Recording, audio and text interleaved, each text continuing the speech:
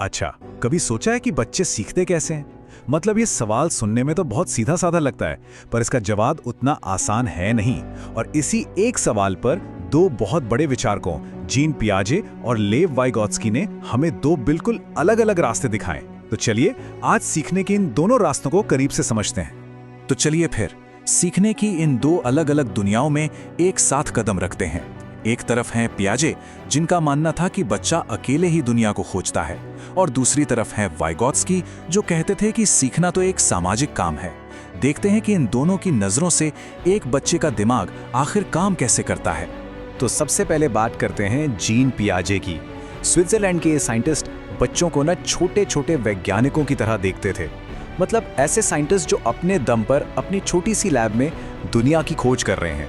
पियाजे का मानना था कि सीखना एक तरह का डू इट योरसेल्फ प्रोजेक्ट है। बच्चे अपने आसपास की दुनिया के साथ खुद ही प्रयोग करते हैं, चीज़ों को छूते हैं, उनसे खेलते हैं और हाँ, गलतियां कर करके सीखते हैं। बिल्कुल वैसे ही जैसे कोई बच्चा ये जानने के लिए अपना खिलौना खोल कर बैठ जाता है कि भाई इसके अंदर आखिर चल क्या रहा है। वो किसी से पूछ नहीं रहा, वो खुद ही अपना ज्ञान बना रहा है।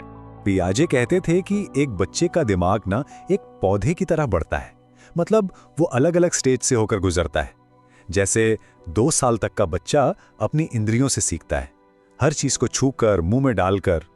फिर 7 साल का होते होते वो थोड़ा थोड़ा लॉजिक इस्तेमाल करने लगता है, और 11 साल के बाद तो वो मुश्किल और बड़ी चीजों के बारे में भी सोच सकता है।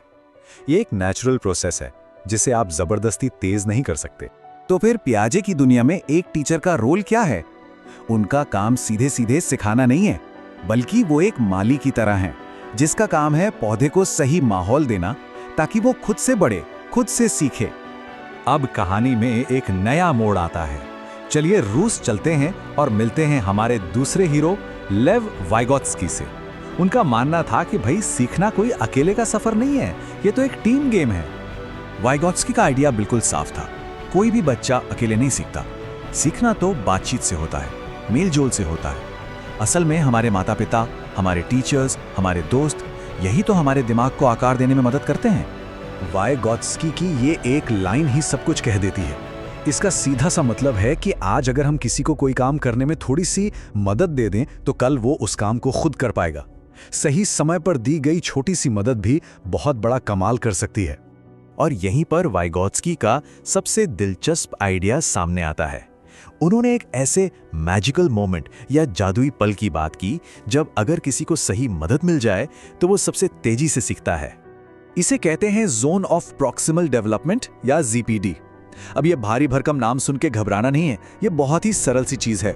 ये बस वो मीठी सी जगह है जहां कोई काम अकेले करना तो थोड़ा मुश्किल है, पर किसी की हल्की सी मदद से हो जाता है। यही वो जोन है जहां सबसे अच्छी लर्निंग होती है। अच्छा, तो सवाल ये उठता है कि ये मदद आखिर है क्या? मतलब ये असल में दिखती कैसी है? वाइगोत्स्की ने इस मदद को एक बहुत ही प्यारा नाम दिया है। इस मदद को कहते हैं स्कैफोल्डिंग। जैसे एक इमारत बनाते समय मजदूर मचान या स्कैफोल्डिंग का सहारा लेते हैं और काम पूरा होते ही उसे हटा दिया जाता है, बिल्कुल वैसे ही। इसका सबसे अच्छा उदाहरण है साइकिल के साथ लगे छोटे छोटे ट्रेनिंग व्हील्स, है ना? शुरू में वो बच्चे को बैलेंस बनाने में मदद करते हैं, और जैसे ही बच्चा सीख जाता है हम उन्हें हटा देते हैं। बस यही टेम्परेरी मदद ही स्कैफोल्डिंग है। तो अब तक हमने पियाजे और वाइगोत्स्की दोनों की दुनिया को समझ लिया है। चलिए अब दोनों को आमने सामने रखकर देखते हैं कि फर्क आखिर है क्या। देखिए अंतर कितना साफ है। पियाजे के लिए सीखने का जरिया है खुद का अनुभव, वहीं वाइगोत्स्की कहते हैं कि नहीं, सीखना तो लोगों से मिलकर होता है। एक तरफ टीचर सिर्फ एक गाइड है जो दूर से देख रहा है, तो दूसरी तरफ टीचर एक एक्टिव हेल्पर है जो हाथ पकड़कर आगे बढ़ाता है। तो अगर सब कुछ भूल भी जाएं तो बस ये एक बात याद रखिएगा, पियाजे का फोकस इस पर है कि एक बच्चा अकेले क्या कर सकता है, और वाइगोत्स्की का फोकस इस पर है कि एक बच्चा थोड़ी सी मदद से क्या कर सकता है। बस इतना ही फर्क है। चलिए इसे एग्जाम की तैयारी से समझते हैं।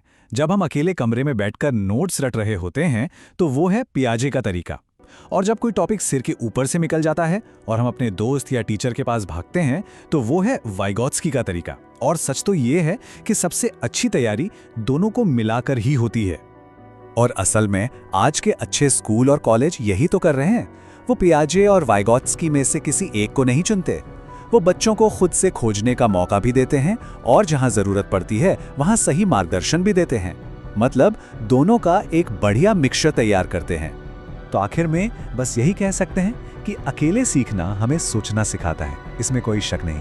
लेकिन दूसरों के साथ मिलकर सीखना हमें आगे बढ़ाता है, हमें ग्रो कराता है। शायद सीखने का असली जादू इन दोनों दुनियाओं के बीच के सही संतुलन में ही छिपा है।